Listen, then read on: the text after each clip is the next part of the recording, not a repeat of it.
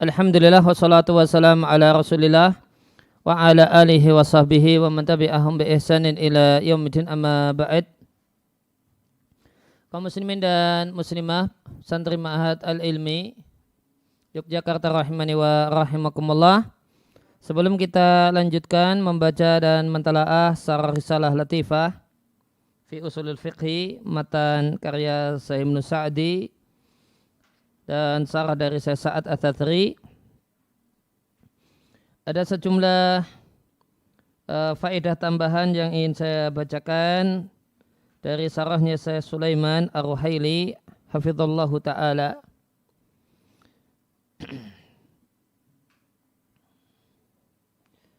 Ya, bisa dilihat di syarah Syekh Sulaiman di halaman 16.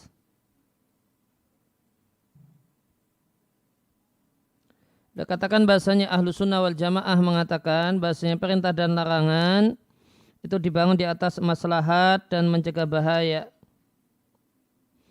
Oleh karena itu, seorang mukmin jika mendapatkan perintah, baik perintah yang mewajibkan ataukah perintah anjuran, ya tak itu umuran, maka meyakini dua hal. Ya, ada dua hal yang wajib diyakini oleh seorang mukmin ketika mendapatkan perintah perintah dari Allah Subhanahu wa taala, baik perintah yang nilainya kewajiban atau nilainya wajib ataukah nilainya anjuran. Yang pertama, meyakini bahasanya Allah menyukai hal yang diperintahkan tersebut.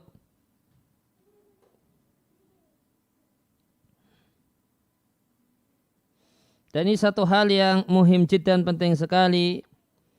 Anda berkeyakinan ketika Anda mendapatkan perintah bahasanya Allah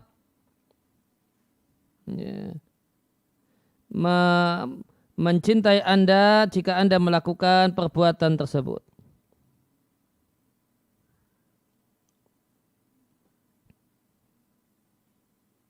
Maka ketika kita dapatkan bahasanya Allah memerintahkan wa aqimus sholata, maka kita wajib berkeyakinan bahasanya Allah mencintai perbuatan salat. Ketika Nabi SAW menyampaikan peliharalah jenggot, maka wajib kita berkeyakinan bahasanya Allah mencintai perbuatan membiarkan jenggot. Dan ini adalah hikmah yang aidah, yang kembali kepada Allah, yaitu bahasanya Allah memerintahkan hal yang Allah cintai dan Allah ridai.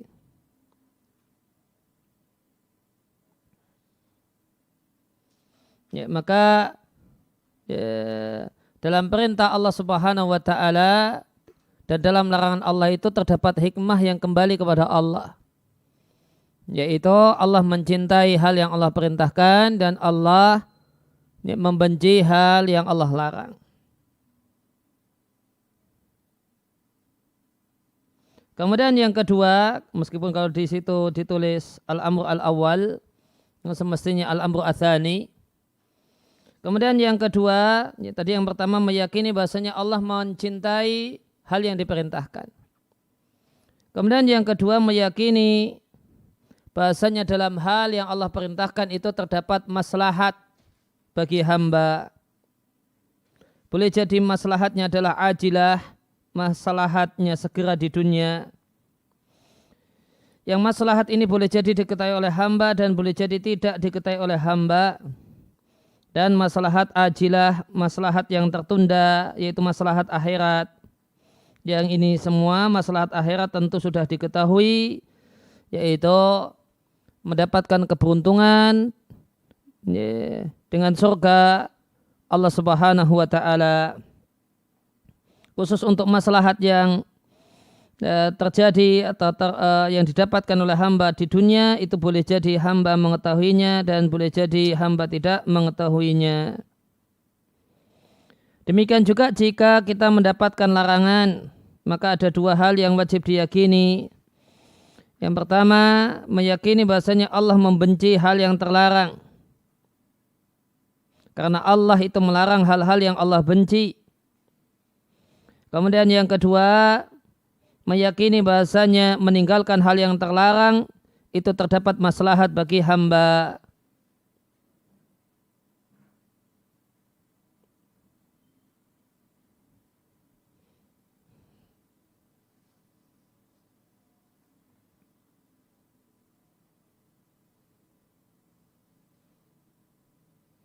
Kemudian ada catatan kaki yang ingin saya baca di Sarahnya Syekh Sulaiman. Masih di halaman 16. Perkataan Ibnul Qayyim rahimallahu ta'ala di Raudatul Muhibbin. Tidaklah Allah mengharamkan sesuatu untuk hambanya kecuali Allah ganti dengan yang lebih baik. Contohnya Allah mengharamkan al-istisqam bil azlam. Menentukan pilihan dengan anak panah, Allah ganti dengan doa istikharah. Allah mengharamkan riba, Allah ganti dengan perdagangan yang menguntungkan. Allah mengharamkan taruhan dan Allah ganti taruhan dengan mendapatkan harta dari hasil lomba yang manfaat untuk agama. Berupa lomba pacuan kuda, onta, dan lomba memanah. Allah mengharamkan bagi laki-laki untuk memakai sutra. Allah ganti dengan berbagai macam pakaian yang mewah. Berupa pakaian dari wol, dari kapas, dan yang lainnya. Allah haramkan zina dan liwat dan homo, dan Allah ganti dengan nikah. Demikian juga tasari, mengumpuli budak perempuan, dan Allah bolehkan dengan berbagai jenis perempuan yang cantik. Allah haramkan minuman yang memabukkan, Allah ganti dengan minuman yang lezat, yang manfaat untuk jiwa dan badan. Ketika Allah haramkan mendengarkan alat musik, minal ma'azib wal mathani, yaitu alat-alat musik, Allah ganti dengan bisama'il Qur'an wa sab'al masani. Allah mengharamkan ma'azib wal mathani, artinya alat musik, Allah ganti dengan sama'il Qur'an wa sab'al mathani. Allah ganti dengan mendengar Al-Quran dan 7 ayat yang berulang, yaitu Al-Fatihah. Ketika Allah haramkan al-khaba'itha minal mata'umat, makanan-makanan yang jelek, Allah ganti dengan mata'im at-tayyibat, makanan-makanan yang lezat dan halal.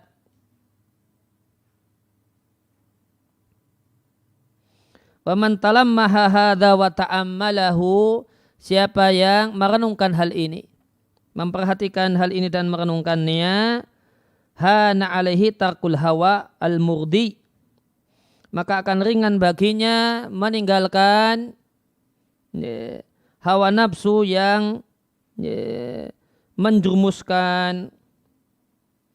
Wa'tada, dan dia bisa mengganti hal tersebut bin nafi'il mujdi, dengan hal yang bermanfaat, mujdi yang bermanfaat. Maka di sini disampaikan kiat ringan untuk meninggalkan hal yang haram.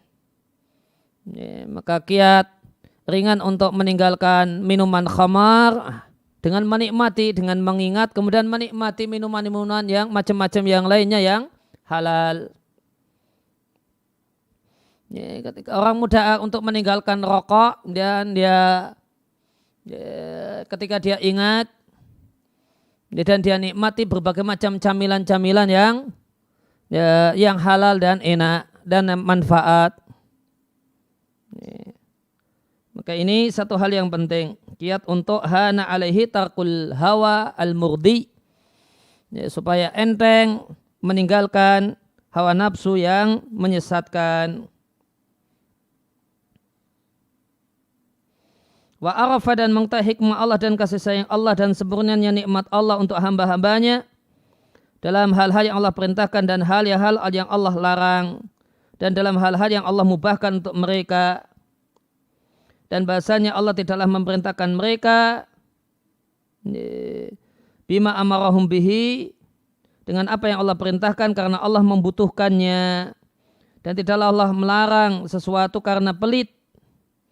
Karena Allah pelit, hal itu dinikmati oleh hambanya.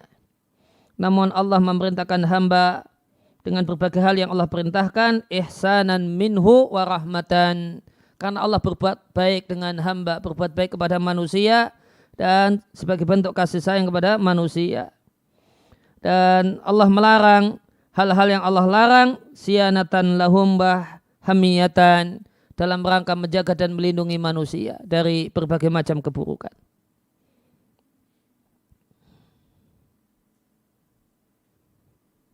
Ini kemudian di halaman 18 di sarahnya Syekh Sulaiman ada contoh tentang mubah.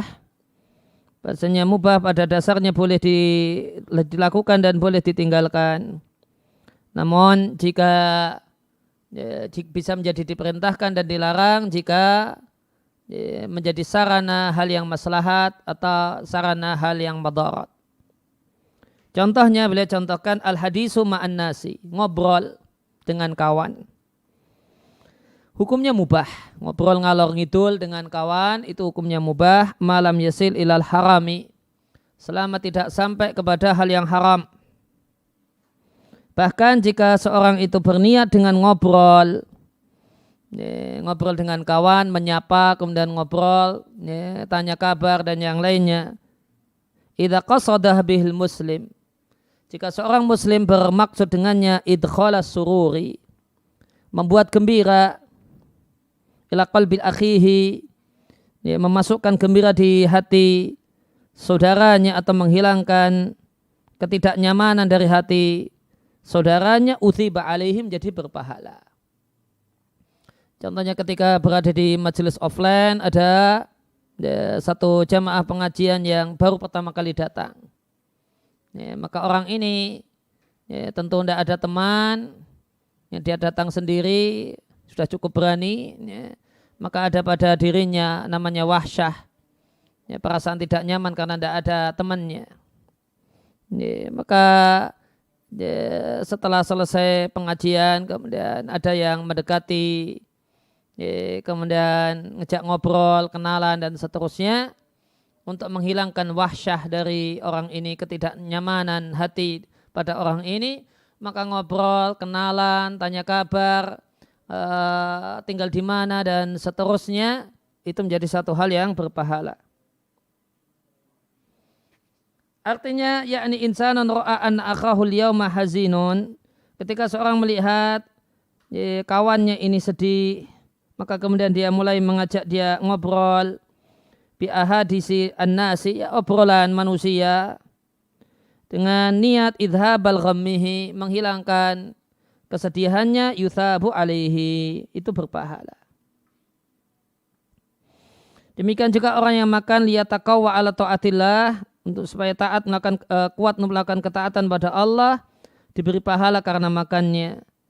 Demikian juga orang yang tidur istirahat liyakuma nasyitan, supaya nanti bangun energik untuk melakukan ibadah, yuthabu ala naumi, maka diberi pahala tidurnya.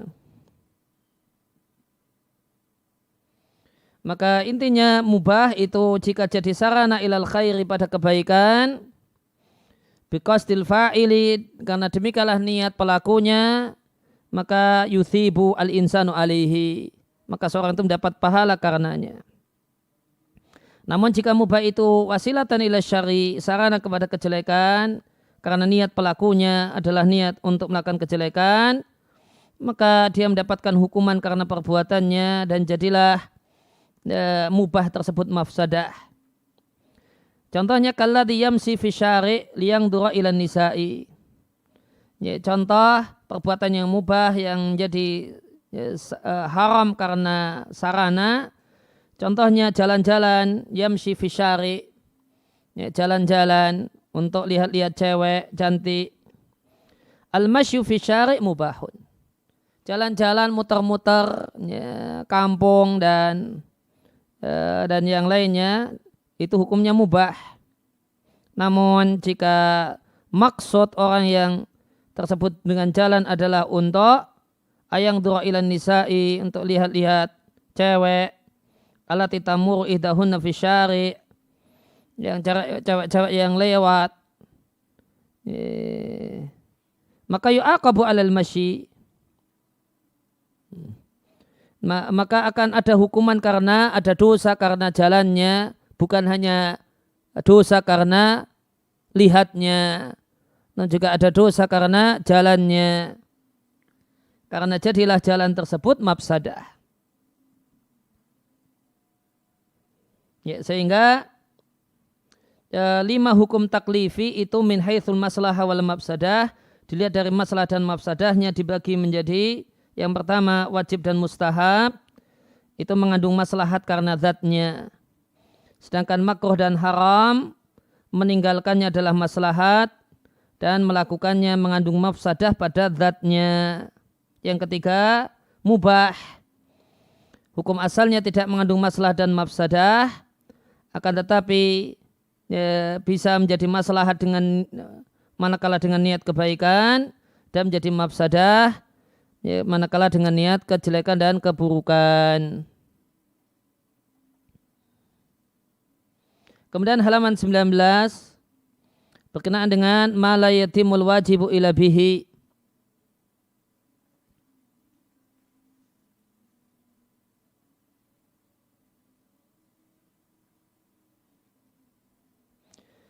Disampaikan oleh Syekh Sulaiman hafizallahu taala, ma la yatimul wajibu ila bihi inda ahli ilmi nau'ani. Sarana pelaksanaan hal yang wajib itu menurut para ulama terbagi menjadi 2 macam. Itu ada tertulis biru tebal. Maka sarana pelaksanaan hal yang wajib menurut para itu ada 2 macam. Yang pertama, dalam batas kemampuan mukallaf. Sehingga dia sarana untuk pelaksanaan hal yang wajib dan memang dalam kemampuan mukallaf. Fahada wajib, maka ini hukumnya, hukum sarana ini hukumnya wajib. Contohnya jalan kaki untuk salat berjamaah. Fi qudratil mukallaf, maka itu dalam batas kemampuan mukallaf, maka hukumnya wajib. Kemudian yang kedua, nau'un laisa fi qudratil mukallafi. Di luar kemampuan mukallaf. Di luar kemampuan mukallaf. Laisa min fi'lil mukallaf, bukan perbuatan mukallaf, maka ini tidak wajib. Karena syarat wajib itu dalam batas kemampuan. Maka jika seorang tidaklah mampu untuk melakukan sarana tersebut, maka sarana tersebut itu tidaklah wajib. Contoh, pergi ke Mekah untuk umrah ataukah haji, itu wajib, yaitu sekali dalam seumur hidup. Naik pesawat bagi orang yang posisinya jauh adalah sarana untuk bisa melaksanakan ibadah haji. Fayakun rubut ta'irah, maka naik pesawat itu wajib. Naik pesawat itu wajib untuk orang yang terkena kewajiban ibadah haji karena dia mampu secara fisik dan secara materi. Maka sarana untuk bisa haji naik pesawat dari Indonesia. Maka naik pesawat Garuda atau Saudi atau yang lainnya untuk bisa haji, hukumnya wajib. Lau faradna. Namun seandainya kita andaikan ada seorang yang tidak mampu naik pesawat li khalalin fihi, karena ada problem pada fisiknya. Karena dia orang yang sangat takut dengan ketinggian sekali, misalnya, atau problem pada fisiknya atau pada psikisnya. Karena sebagian orang punya problem sehingga tidak mampu naik pesawat, maka naik pesawat itu tidak wajib atasnya karena syarat wajib itu dalam batas kemampuan. Sehingga ringkasnya ma la yatimul wajibu ila bihi, sarana melaksanakan hal yang wajib, jika itu dalam batas kemampuan mukallaf hukumnya wajib, jika tidak dalam batas kemampuan mukallaf tidak wajib.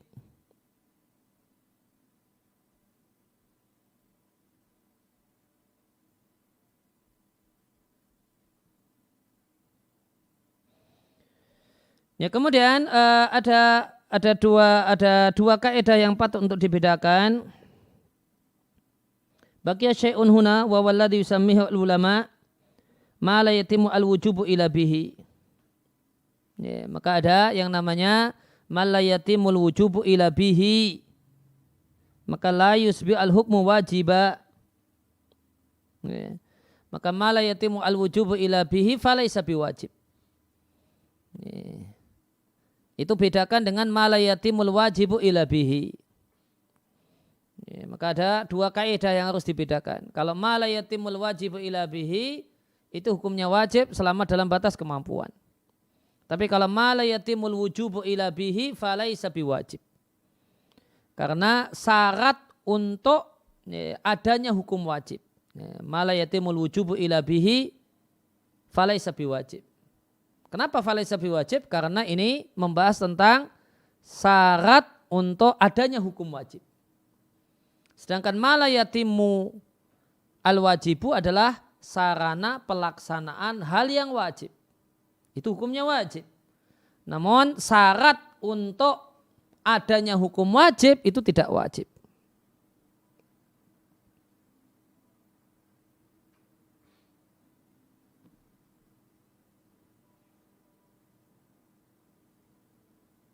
Contoh, ma la yatimu al-wujubu ila bihi, syarat adanya hukum wajib itu tidak wajib. Contohnya di halaman 20 di sarahnya Syekh Sulaiman, dukhulul waqti, tibanya waktu sholat. Ya, untuk wajibnya sholat. Maka tidak ada kewajiban sholat duhur kecuali ya, setelah waktu sholat duhur tiba. Maka tidak ada hukum wajib sholat duhur kecuali dengan hal ini. Maka ini syarat adanya hukum wajib sholat duhur. Itu tidak wajib. Tidak wajib atas mukallaf. Sehingga kaidahnya sebagaimana di baris yang kedua, ma la yatimul wujubu ila bi falaysa biwajibin alal mukallafi sawa'un kana yaqdiru alaihi aw la yaqdiru. Syarat adanya hukum wajib itu tidak wajib dilakukan oleh mukallaf, baik syarat tersebut itu dalam batas kemampuan mukallaf atau di luar kemampuan mukallaf. Kalau itu hal tersebut di luar kemampuan mukallaf, maka jelas contohnya tibanya waktu. Falatas tadi Anda tidak mampu untuk memasukkan waktu. Dan itu pun tidak wajib atas Anda. Adapun hal yang di dalam kemampuan mukallaf sama, hukumnya juga tidak wajib.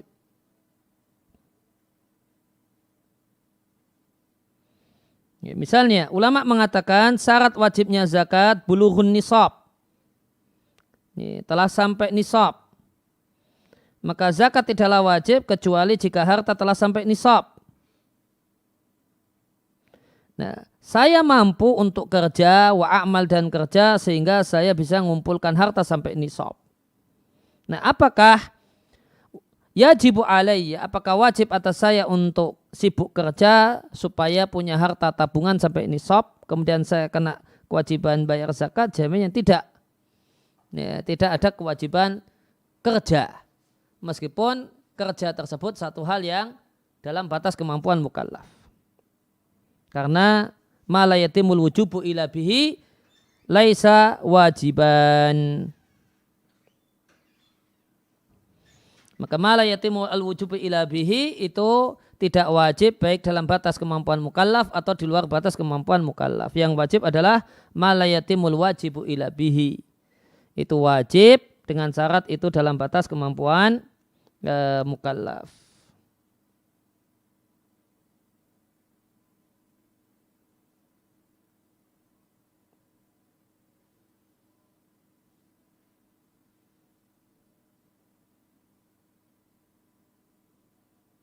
Ya, kemudian tentang sarana menuju hal yang haram. Wa may yatawaqqafu 'alaihi haramu fa huwa haramun. Maknanya wasilah menuju hal yang haram itu hukumnya haram. meskipun lam yarid bitahrimiha dalilun khasun, tidak terdapat dalil spesifik yang mengharamkannya. Contohnya, menyekutukan Allah adalah a'zamul muharramat, perbuatan yang haram yang paling besar dan yang paling jelek. Maka sarana kemusyrikan itu hukumnya haram meskipun tidak terdapat dalam masalah ini dalil spesifik. Contohnya ada bait-bait syair atau qasidah yang disebut dengan qasidah burdah. Falladzina yaqra'unal burdata, maka orang yang membaca qasidah burdah ada padanya berbagai macam kemusyrikan yang murni. Di samping ada kalimat-kalimat sarana menuju kemusyrikan. Maka tidak boleh bagi Anda membacanya karena di dalamnya terdapat syirkiyat dan terdapat sarana menuju kemusyrikan.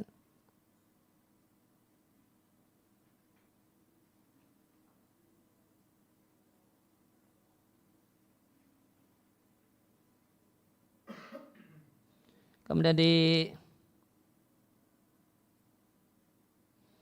dua baris dari bawah, contoh yang lainnya, an-nadhar ila suwar, melihat gambar wanita yang mutabarijat, gambar wanita yang ada di majalah dan yang lainnya. Na'am huwa laisa nadharan ila nisa'i. Betul, itu bukan melihat cewek, bukan melihat perempuan. Lakin nadharan ila suwari nisa'i, itu cuma melihat foto dan video cewek. Maka kata beliau, huwa haramun li'annahu wasilatun ilal harami. Ini haram karena dia adalah sarana menuju hal yang haram. Man nadhara ila nisa'i fil majallat, siapa yang suka lihat-lihat perempuan di majalah dan yang lainnya, halaman 21, au syaka ayan dura ilaihina fil mahallat, maka dia akan suka lihat-lihat cewek di toko-toko. Wa ausyaka ayaqa fi qalbihi wal iyadu billahi hubbuz zina. Dan segera saja akan masuk ke dalam hatinya wal iyadu billahi, keinginan untuk berzina. Sehingga beliau katakan melihat foto perempuan di majalah, di jaraid, di koran dan yang lainnya hukumnya haram karena dia yufdi ilal haram, mengantarkan kepada hal yang haram. Istima'ur hina, mendengarkan nyanyian. Seandainya kita andaikan tidak terdapat dalil spesifik tentang haramnya musik dan nyanyian, maka kami katakan hukumnya tetap haram. Li'annal ghina'a bariduz zina, karena nyanyian itu adalah pos, seperti pak pos yang mengantarkan zina. Tu'athiru al-arniya fil qalbi, nyanyian itu memberikan efek pada hati, satu hal yang tidak ditimbulkan oleh pandangan. Fayakunu haraman, maka hukumnya haram. Kemudian tentang sarana menuju hal yang haram, al-wasail al-mufdiyah ilal haram itu salah satu aqsam. Sarana menuju hal yang haram ada 3 macam. Macam yang pertama, qat'an, jelas mengantarkan kepada hal yang haram. Contohnya meletakkan khamar di bibir. Enggak minum, ya, cuma ditempelin aja. Ya. Maka tidak bisa kita katakan haram minum khamar. Ya, karena cuma nempelkan botol khamar di bibir. Maka tentu nempelkan botol khamar di mulut atau di bibir itu bukan minum khamar. Status dari meletakkan botol khamar di mulut itu sarana menuju minum khamar, dan ini sarana yang jelas mengantarkan ke sana. Maka hukumnya haram qat'an. Maka haram atas seorang muslim meletakkan habbah mukhaddirah, tablet atau pil narkoba di mulutnya, atau meletakkan botol khamar di mulutnya meskipun tidak meminumnya. Nah, haramnya haram sarana. Kemudian yang kedua, mengantarkan kepada hal yang haram namun ahyanan kadang. Namun hukum asalnya tidak mengantarkan kepada hal yang haram, contohnya bercocok tanam anggur, menjadi petani anggur. Ya, menanam anggur itu terkadang mengantarkan pada pembuatan khamr. Akan tapi hukum asalnya tidak demikian. Karena ya, anggur dikonsumsi buahnya. Maka ini tidak haram. Contoh yang lainnya adalah sukna tinggal di imaratin mustarokah. Ya, apartemen. Imarah itu ya, di sini maksudnya sejenis apartemen. Bangunan bertingkat ya, yang di situ tiap lantai adalah keluarga sendiri-sendiri. Nah, ini imarahnya mustarokah. Ini yang dimaksud dengan imarah mustarokah. Jadi imarah berarti apartemen, mustarokah ya, pemilik per lantai beda-beda. Karena boleh jadi ada orang punya bangunan tingkat 3 lantai namun milik pribadi semua. Ya, di Saudi bisa jadi demikian. Nah, ini mustarokah. Ya terlunasa mimba bin wahidin. Pintunya sama. Nah, yang jadi problem ini 4 keluarga atau 5 keluarga pakai liftnya. Namun pintunya sama, liftnya sama. Qatakunu wasilatan ili wuku izina. Boleh jadi ini jadi sarana terjadinya zina. Dari barang di lift kemudian jadi kenalan dan seterusnya. Lakin al-aslu adamu dzalik. Hukum asalnya tidak demikian. Maka untuk jenis kedua ini tidak dikatakan hukumnya haram. Kemudian yang ketiga, yang mengantarkan kepada haram ghaliban umumnya. Ya, maka untuk jenis yang ketiga ini takunu haraman ingdal jumhuri. Haram menurut mayoritas para ulama, contohnya mendengarkan nyanyian. Mendengarkan nyanyian, menikmati nyanyian fil ghalib umumnya mengantarkan orang kepada at-ta'alluq bin nisa'i. Di hati ada ketergantungan, ya, tertambatnya hati kepada perempuan, kepada rasa cinta dan cinta-cinta dan semacam itu. Ya. Wa in kana hadza, karena meskipun sebagian orang mendengarkan nyanyian dan tidak mengalami hal ini, akan tetapi fil ghalib umumnya mengantarkan pada hal ini. Contoh yang lainnya, bai'ul Musa, menjual pisau cukur ya, kepada seorang laki-laki yang nampak padanya dia ngerok jenggotnya. Maka dimungkinkan dia ini beli pisau cukur untuk digunakan dalam hal yang mubah. Dimungkinkan juga dia beli pisau cukur untuk menggunakan untuk ngerok jenggotnya. Akan tapi karena dia adalah orang yang nyukur jenggot, maka al-ghalib kemungkinan yang lebih besar dia akan gunakan untuk ngerok jenggotnya karena dia halikun, orang yang ngerok jenggot. Maka dalam kondisi semacam ini jumhur ulama mengatakan haram menjual pisau cukur untuknya. Kesimpulannya, jika sarana itu mengantarkan pada hal yang haram fi ghalibi dhanni, menurut sangkaan yang paling kuat, itu hukumnya haram menurut jumhurul ulama. Kemudian kalau di sarana sesaat tidak ada contohnya, sarana kepada yang makruh itu makruh. Di sarana sesaat tidak ada contohnya, di sini ada contohnya. Mayu'ati ilal makruhi makruhun, yang mengantarkan pada hal yang makruh hukumnya makruh meskipun tidak terdapat dalil spesifik yang melarangnya.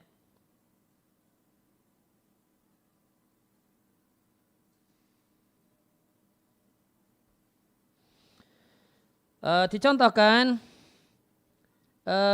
ahlul ilmi yaquluna, para ulama mengatakan hudurul lahwi az-zaid, ya, menghadiri acara main-main yang berlebihan namun tidak ada padanya hal yang haram, hukumnya makruh.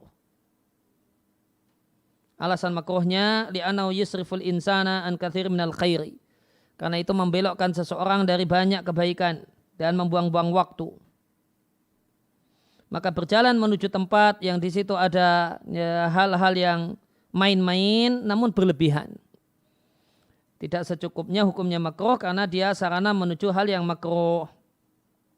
Contoh yang kedua, dukhulul aswaq min ghairi hajatin yaqulul ulama makruhun. Ya, masuk ke pasar, ke mall dan yang lainnya, jalan-jalan di pasar, di mall dan yang lainnya, min ghairi hajatin tanpa ada kebutuhan untuk beli. Ya cuma ingin jalan-jalan saja, lihat mungkin ada mode yang terbaru, ya. Jalan ke pameran, ya, komputer atau yang lainnya, tanpa ada kebutuhan untuk ini, yaqulul ulama'u makruhun. Ulama mengatakan hukumnya makruh. Dengan alasan karena aswak, karena pasar itu bagian dari bumi yang jelek, yang paling tidak Allah sukai, sehingga memasukinya tanpa ada kebutuhan hukumnya makruh. Ya, ba'dunas sebagian orang zaman ini nuzhatuhum, rekreasinya itu jalan-jalan ke pasar. Khosotan nisa, ya, terutama perempuan. Pergi ke pasar, ke mal dan yang lainnya tanpa ada kebutuhan. Tatanazzahu fil aswaqi, sekedar untuk rekreasi di pasar.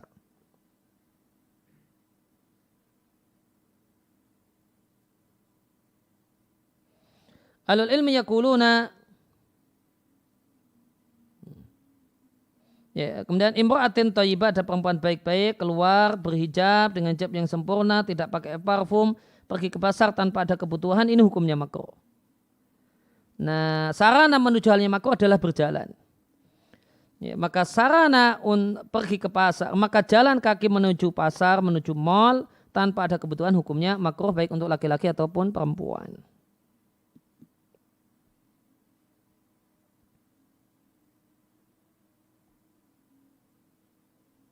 Itu sejumlah catatan atau faedah tambahan yang ingin saya bacakan dari sarannya Syekh Sulaiman.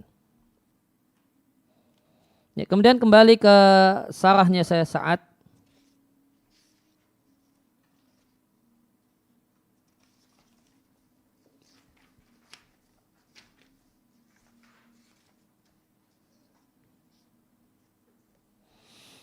Kita masih di halaman 57. Kita akan bahas tentang ahkam wada'iyah. Yang ini adalah pasangan dari ahkam taklifiyah. Disampaikan oleh pensarah hafizallahu taala, wa tanqasimul ahkamul wada'iyatu ila aqsamin muta'addidatin. Nah, hukum wada'i itu terbagi menjadi beberapa macam. Di antaranya yang pertama syarat. Ya. Contohnya toharoh, yaitu berwudu, itu syarat untuk sahnya salat. Ya, berakal, tidak gila, itu syarat wajibnya salat. Mampu, itu syarat wajibnya haji.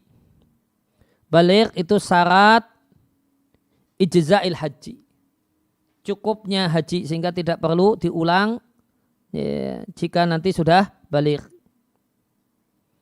Ya, maka anak kecil yang melakukan ibadah haji itu sudah sah hajinya, ada pahalanya, pahala sunnah. Namun belum ijza', belum mencukupi. Ya, syarat untuk mencukupi, nah itu bulugh, baligh.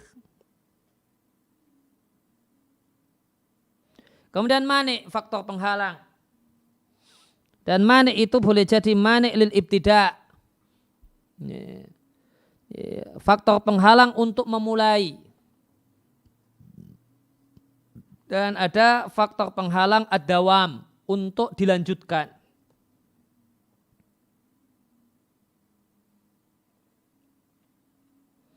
Kama naqulu al-hadasu mani'un minas salati.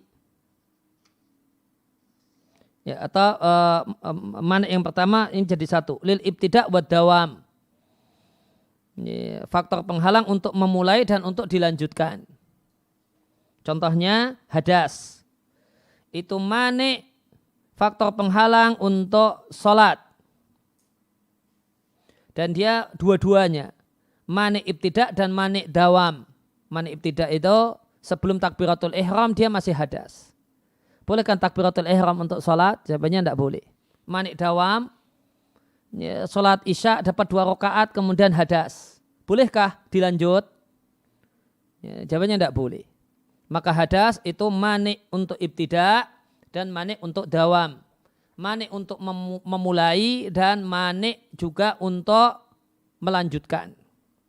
Nggak boleh dilanjutkan, harus bubar meskipun itu sudah di tengah-tengah harus bubar. tidak boleh dilanjut. Kemudian yang kedua, yakunu mani'an minal ibtida' duna dawami. Ya, menjadi faktor penghalang untuk mulai duna dawami, namun tidak menjadi faktor penghalang untuk lanjut.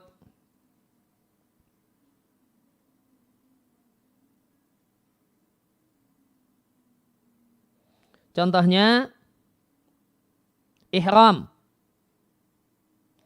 Ihram itu mani'un min ibtida'in nikahi. Kondisi ihram sedang ihram umrah itu menjadi faktor penghalang untuk dimulainya akad nikah. Tidak boleh akad nikah, menikahkan ataupun menikah, menjadi wali atau menjadi pengantin, menikah atau menikahkan, itu tidak boleh dalam kondisi ihram. Wa in kana la yaqta'u an nikahu fi athnaihi. Meskipun itu tidaklah memutus nikah di tengah-tengah ihram. Tidak memutus nikah di tengah-tengah ihram. Nikahnya tetap sah. Bisa dilanjut pernikahannya. Pernikahannya bisa dilanjut, tidak terputus gara-gara ihram. Tidak kemudian yang sudah terlanjur itu tidak menjadi bubar gara-gara dilakukan pada saat kondisi ihram. Maka ketika walinya dan pengantin laki-lakinya itu dalam kondisi ihram, itu sebenarnya jangan. Nah, itu jangan lakukan.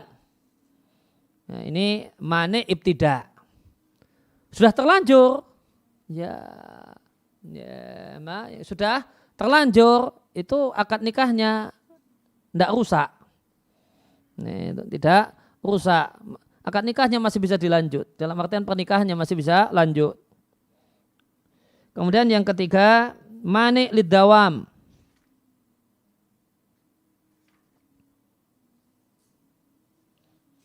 Contohnya adalah talak. Yamna'u min dawamin nikah. Itu menjadi faktor penghalang untuk lanjutnya pernikahan. Wa in kana la yamna'u min ibtida'ihi. Meskipun dia tidak menjadi faktor penghalang untuk memulainya akad nikah.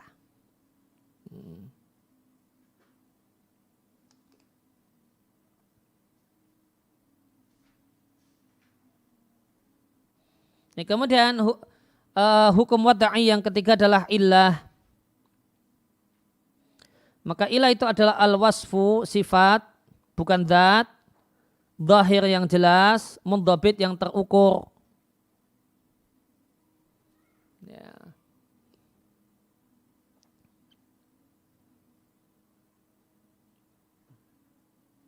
Alladhi yurattabu al-hukmu syar'iyyu alaihi. Yang hukum syariat itu dikaitkan dengannya. Dan akan terwujud min tartibil hukmi alaihi, ketika hukum itu dikaitkan dengan hal itu akan terwujud maslahat. Contohnya zina adalah illah, wajibnya hukuman hadd. Baik cambuk ataupun rajam tergantung pelaku zinanya.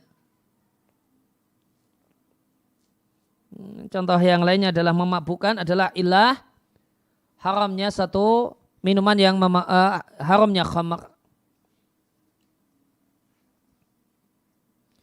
Kemudian hukum wada'i yang keempat adalah al-ada. Ada adalah melakukan ibadah di waktu al-muqaddar yang telah ditentukan menurut syariat. Contohnya mengerjakan sholat duhur pada waktunya, sholat asar pada waktunya, puasa Ramadan pada waktunya. Pasangan dari ada adalah yang kelima qadha. Qadha adalah fi'lul ibadati, melakukan ibadah atau melakukan hal yang diperintahkan supaya bisa mencakup qadha sunnah. Ba'da waqtihi al-muqaddari, setelah waktu yang telah ditentukan menurut syariat. Kalau mau cakupannya lebih luas ya, fi'lul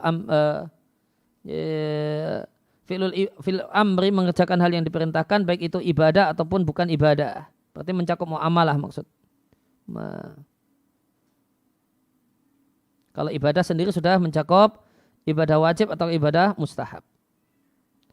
Kemudian ada namanya i'adah, mengulangi.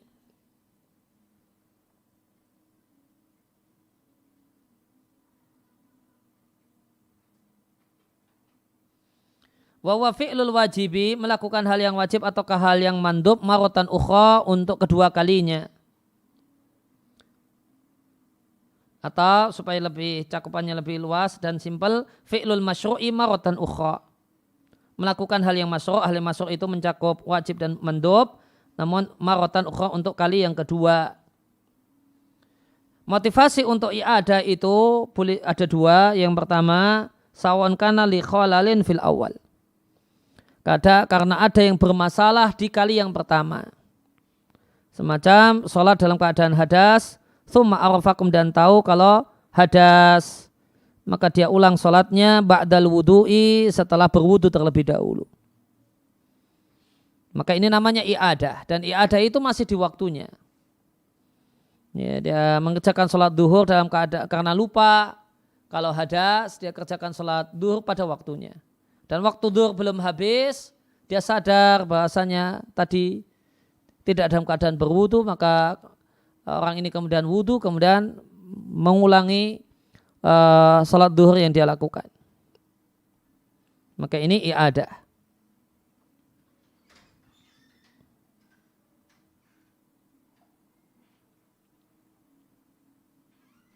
Kemudian yang kedua, motivasi yang kedua, li rohbatin fi kamalil awal, karena motivasi untuk sempurnanya yang pertama. Semacam orang yang sholat sendirian kemudian mendapati jamaah yang mengerjakan sholat, maka dia mengulang sholat bersamanya. Masuk di satu masjid dikira sudah jamaah, sholat duhur sendirian, setelah selesai ternyata baru adzan. Masjid tersebut baru adzan, ya. Maka kemudian dia ikut sholat jamaah bersama jamaah masjid tersebut. Nah, ini i'adah. Kemudian ketujuh atau 7 dan 8, atau ini kalau di sini jadikan satu, sah dan batal. Al-muradu bis sahihi,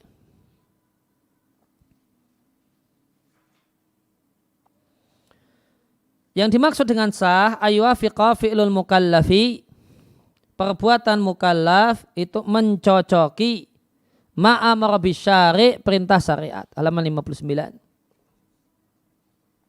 Mencocoki perintah syariat, itu yang disebut sah. Wa idza kana al-fi'lu sahiha, dan jika satu perbuatan itu sah, tarattabat alaihi atharuhu, maka akan muncul dampaknya. Akad nikah yang sah, ya tarattab alaihi, maka akan berdampak, berkonsekuensi wujubul mahri, wajib memberikan mahar.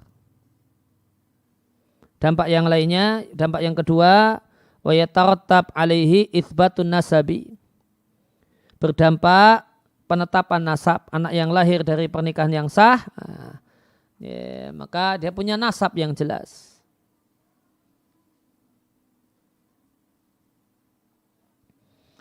Ya, dampak yang lainnya yang ketiga, wa yatarattab alaihi, berdampak alaihi dari hinya kembali akdun nikah sahih, wujubu taslimil mar'ati nafsaha, istri wajib menyerahkan dirinya kepada suaminya. Maksudnya mau dikumpuli, mau dijimai, mau disetubui. Ila ghairi dzalika, dan lain-lain yang merupakan hukum yang menjadi dampak dari sahnya pernikahan. Adapun jika pernikahan itu fasid dan tidak sah, maka la tatarattabu alai atharuhu, ya, maka tidaklah berkonsekuensi, tidaklah muncul atharuhu, dampaknya. Wa min thamma, maka dari sana, la yajibu fi mahrun, tidak wajib mahar. Wa la yajibu nafaqatun, ya, tidak wajib adanya nafkah. Wa la yajuzul wata'u, dan tidak boleh terjadi hubungan badan. Wadzalika dan hal tersebut karena laisa sahihan fi syar'i, tidak sah menurut syariat. Illa kecuali idza hasala al-wata'u ba'dahu. Kecuali jika sudah terlanjur hasala terjadi al-wata'u hubungan biologis ba'dahu setelah akad nikah yang batal, yang fasid tadi. Maka kalau akad nikah itu fasid secara syariat namun terlanjur sudah terjadi hubungan biologis, itu namanya wata'u subhat. Fa'ina idzin yakunu wata'a subhatin. Maka namanya terjadilah yang disebut dengan wata' subhat, hubungan biologis yang subhat. Subhat di sini terjemahnya dikira halal padahal tidak halal. Kalau biasanya subhat itu tidak jelas halal ataukah haramnya, makanan subhat, uang subhat, itu subhat artinya tidak jelas halal dan haramnya. Tapi kalau untuk bab nikah, maka subhat artinya beda. Artinya disangka halal padahal tidak. Wa watu subhati lahu ahkamuhu. Dan watu subhat itu memiliki sejumlah ketentuan. Di antara ketentuannya ya maka maharnya wajib. Mahar yang sudah diserahkan tidak boleh diambil. Kemudian di antara ketentuannya seandainya terjadi kehamilan maka ada isbatun nasab. Isbatun nasab ada. Tapi la yajuzul wata'u, tidak boleh setelah tahu kalau itu tidak sah, ya tidak boleh wata'u. Tidak boleh kemudian melakukan hubungan biologis.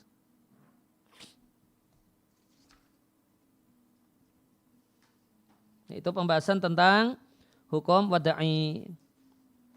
Dan kita masuk fasal baru. Fasul adillah allati yastamiddu minha al-fiqhu. Dalil-dalil yang menjadi sumber bagi hukum fikih. Al-adillah allati yastamiddu minha al-fiqhu. Dalil-dalil yang menjadi sumber hukum fikih.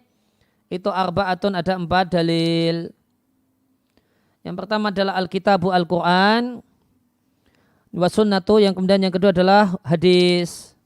Wahuma al-aslu, dan Al-Quran dan hadis adalah al-aslu, adalah dalil. Alladhi khutiba bi al-mukallafuna, yang ditujukan kepada mukallaf.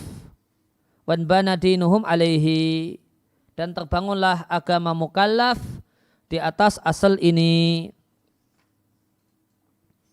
Penjelasannya. Fasal ini itu masuknya sudah al-qismu tsani. Bagian kedua dari 4 bagian ilmu usul fikih. Ya, di depan telah disampaikan ada 4 bagian ilmu usul fikih. Yang pertama punya gambaran global tentang hukum. Ya, kemudian yang kedua adillatul ahkam. Nah, kita masuk pembahasan fasal ini bagian dari ini bagian yang kedua yaitu adillatul ahkam, dalil-dalil hukum, mengenal dalil-dalil hukum. Bahwa al-qismu al-muta'alliqu bil adillati syar'iyyah. Itulah bagian kedua dari ilmu usul fikih yang berkaitan dengan dalil syar'i. Kita bahas dalam bagian ini malladhi yasihu ayakuna dalilan. Hal-hal apa saja yang sah dijadikan sebagai dalil, dan hal-hal apa saja yang tidak sah menjadi dalil dalam hukum syariat. Yang dimaksud dengan dalil dalam hal ini ma warada syar'u bi ja'lihi marji'an yarji'u ilaihi fi istimbatil ahkami. Sesuatu yang syariat itu menjadikannya sebagai reference, sebagai acuan, yarji'u ilaihi, ya sama, acuan fi istimbatil ahkam, untuk menyimpulkan hukum. Aslu dalil fil lughati, dalam bahasa Arab makna asli dari dalil adalah al-mursyidu ilal matlubi, yang membimbing kepada hal yang diinginkan. Ini dalil secara bahasa. Kemudian dalil secara istilah, dalam artian istilah umum.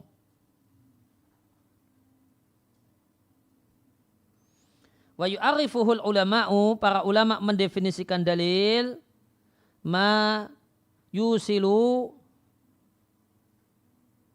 sahihun nadhari fihi ila matlubin khobariyin. Nah, itu definisinya. Ya, kalau terjemahnya dimulai dari sahihun nadhar. Telaah yang benar fihi padanya yusil akan mengantarkan.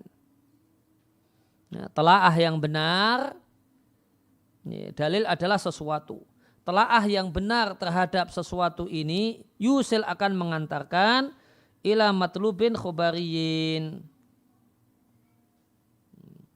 pada sesuatu yang diinginkan dan dia bersifat khobari, ya, bisa benar bisa salah. Khobari bisa dikatakan ya, benar atau jujur atau dusta. Maka ini dalil wajibnya sholat 5 waktu. Nah, sholat 5 waktu itu wajib, itu bisa mendapatkan label oh itu benar atau ini dusta. Oh, dalam agama ini benar kalau itu wajib. Oh, dalam agama ini dusta kalau dibilang wajib. Tidak wajib dalam agama. Nah, maka mungkin untuk menerima label ya, dusta ataukah jujur ataukah benar, itu disebut khobari.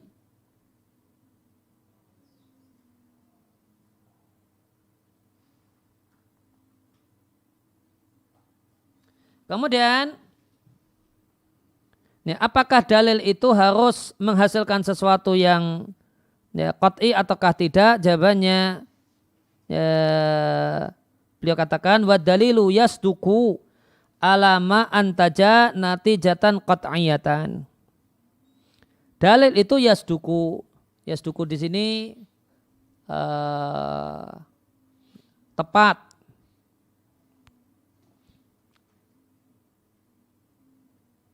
Tidak salah disebut dalil gitu. Tidak salah disebut dalil ma untuk sesuatu yang menghasilkan natijah hasil hukum qat'i yang pasti.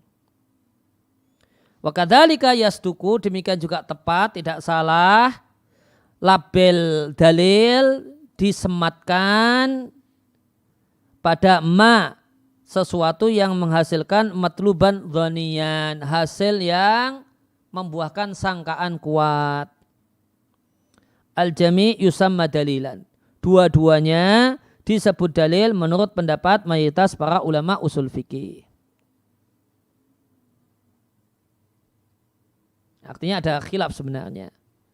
Nah, berarti ada sebagian ulama berpendapat dalil itu khusus untuk hal yang menghasilkan dhonni saja. Kalau ini menghasilkan hukum, kalau kita bahasa karena dalil fikih, hanya yang menghasilkan hukum dhonni, sangkaan kuat, nah, itu disebut dalil. Kalau yang menghasilkan sesuatu yang qat'i tidak disebut dalil. Namun jamaahir usuliyin menyampaikan bahasanya baik itu mengantarkan pada hukum qat'i ataukah hukum dhanni, sangkaan kuat, itu dua-duanya disebut dalil. Dan dalil alat itu bahas yang dikaji dalam ilmu usul fikih adalah dalil ijmali kulli. Amma tafasilu adillah, dalil tafsili yang saya terjemahkan dengan dalil spesifik untuk per kasus, maka itu tidak dikaji oleh para ulama usul fikih, namun dikaji oleh para ulama fikih. Halaman 61. Misalnya kita mengkaji huna di sini dalil Al-Quran secara global. Adapun an-nadhar fi telaah tentang tafasil hadi dalil.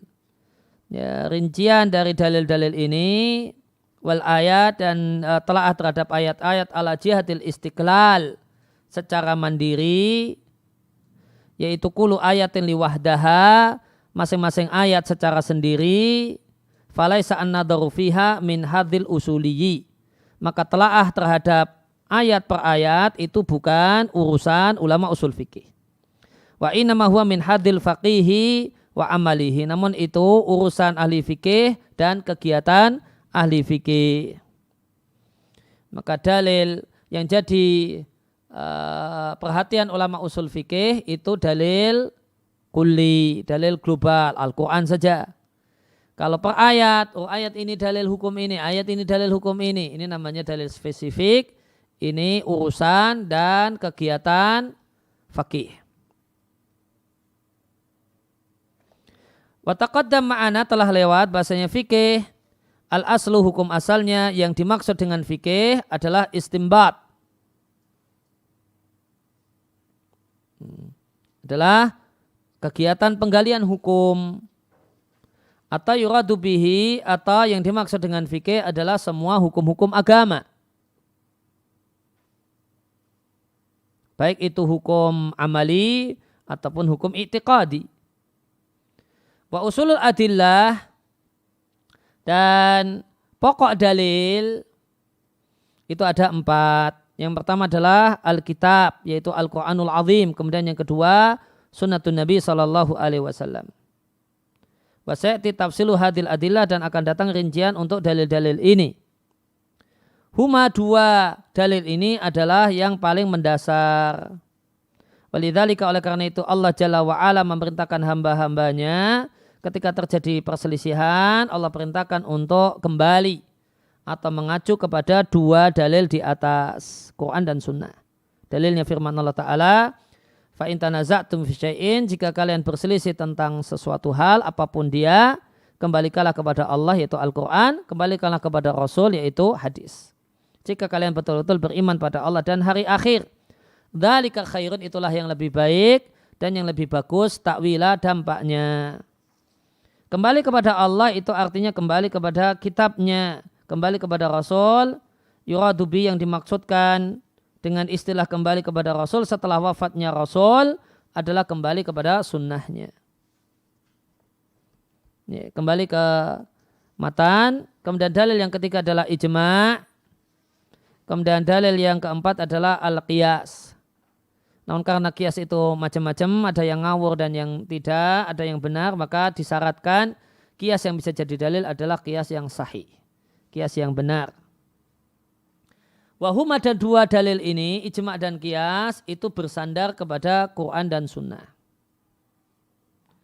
Maka fikih dari min awalihi, dari awal bab fikih kitab Toharah ila akhirihi, sampai akhir bab fikih, ya, semisal kitab Al-Itaq, memerdekakan budak, ya, di sebagian madhab atau bab yang lainnya, di madhab yang lain, la yakhuju an hadil usulil arba'ati, tidak akan keluar dari 4 jenis dalil ini.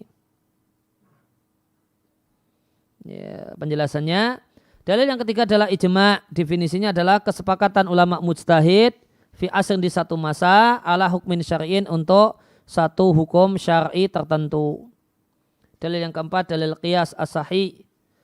Al-muradu bihi, yang dimaksud dengan qiyas as-sahih, atau definisi qiyas adalah ilhaku far'in bi aslin fi hukmin syar'iyyin litasawihima fil illati.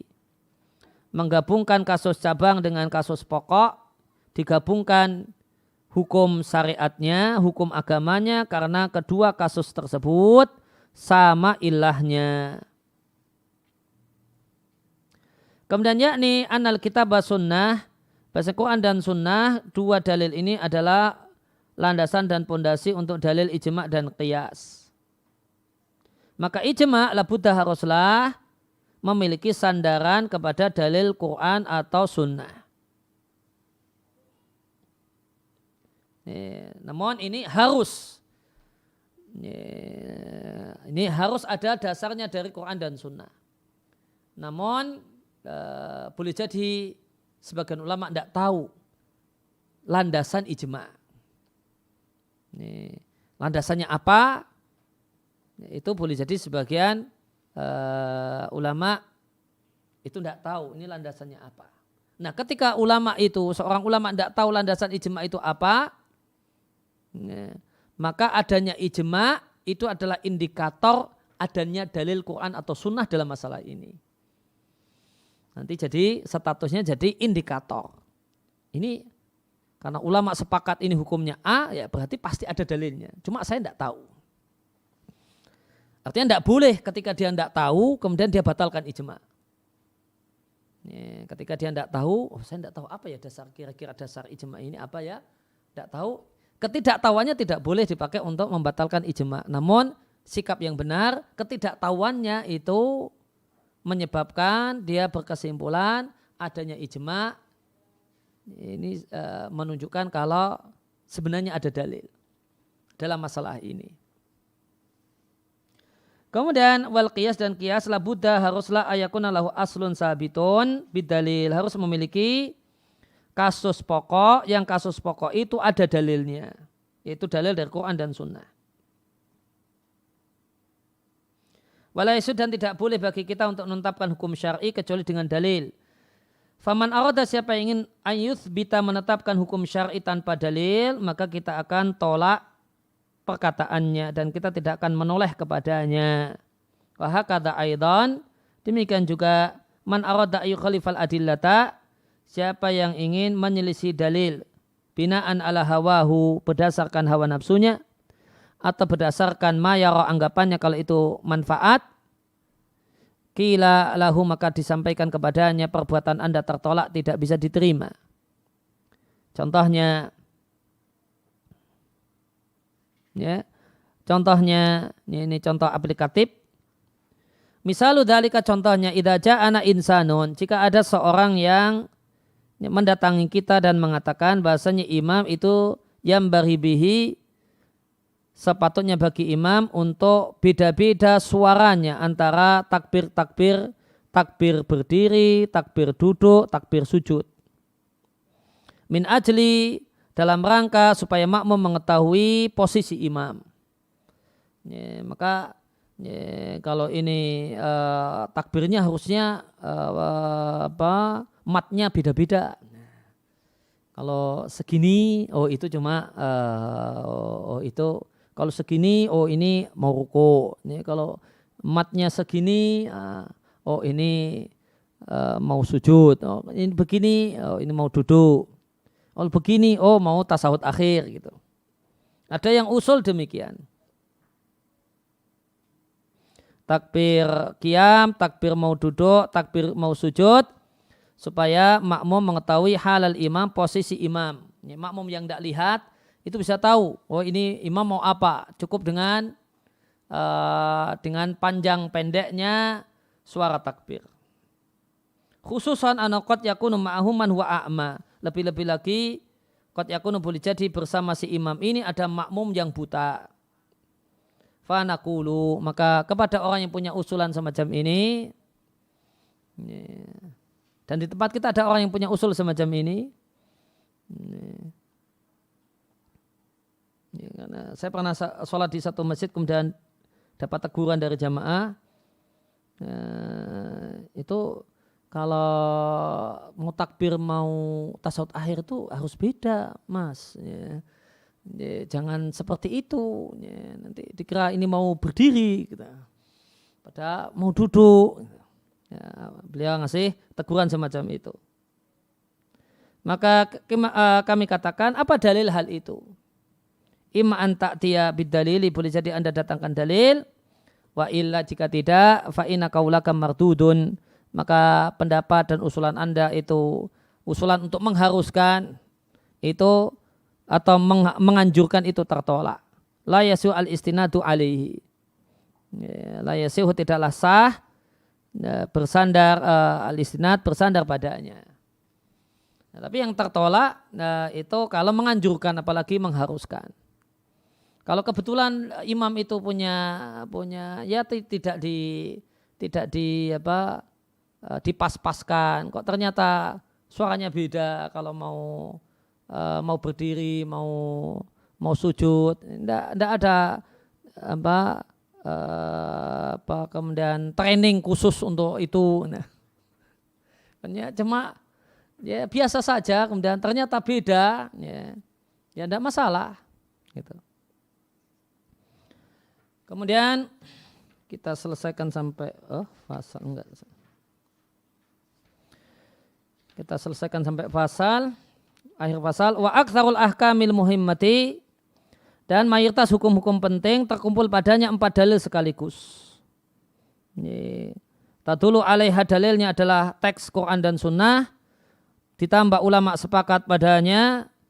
Wa yadulu alaiha al-qiyasus sahihu, dan itu pun didukung oleh kias yang benar karena di dalamnya terdapat manfaat dan maslahat jika itu satu hal yang diperintahkan, dan di dalam terdapat madarat jika itu satu hal yang terlarang. Wal qalilu minal ahkami, dan sedikit hukum itu yatanaza'u fihal ulama memperselisihkannya.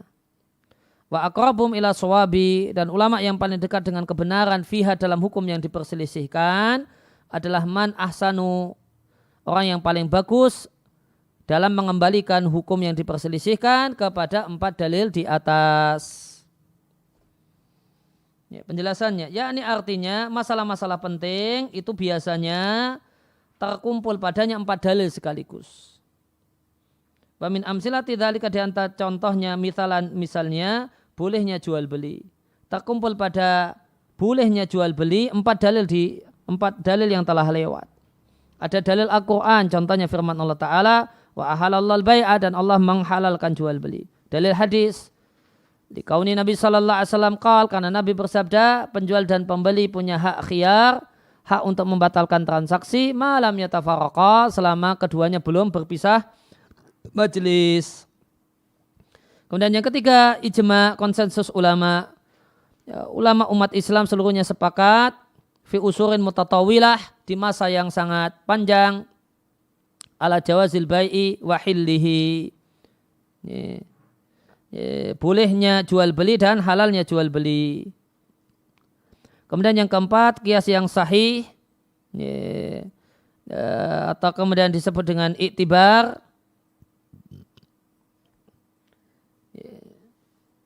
Nama lainnya iktibar. Biqiyas, menunjukkan bolehnya. Biqiyasi, dengan mengkiaskan jual beli kepada baqiyatil muamalat al-maliyah, transaksi-transaksi finansial yang lainnya, yang terdapat dalil syariat yang menunjukkan halal dan bolehnya.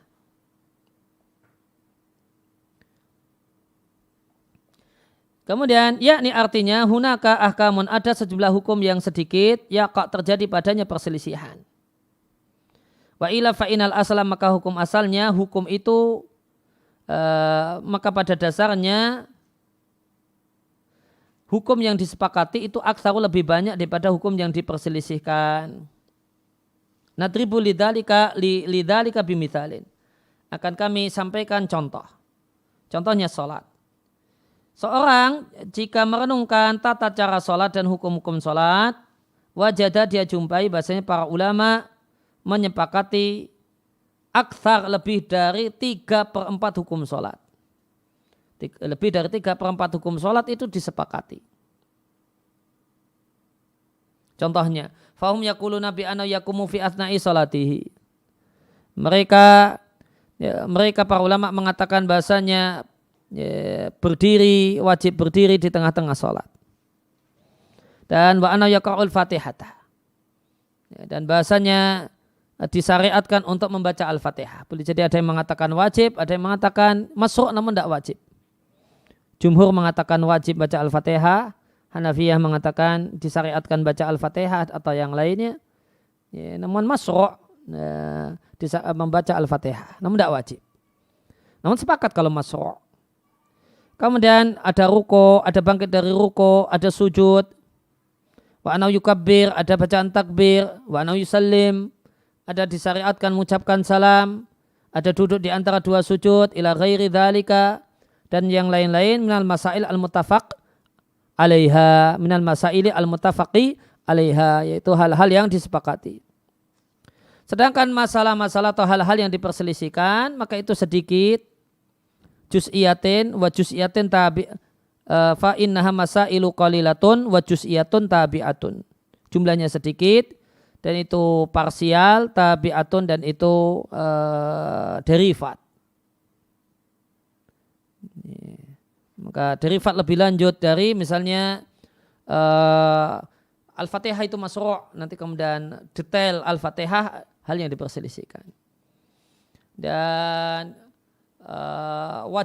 wajib berdiri.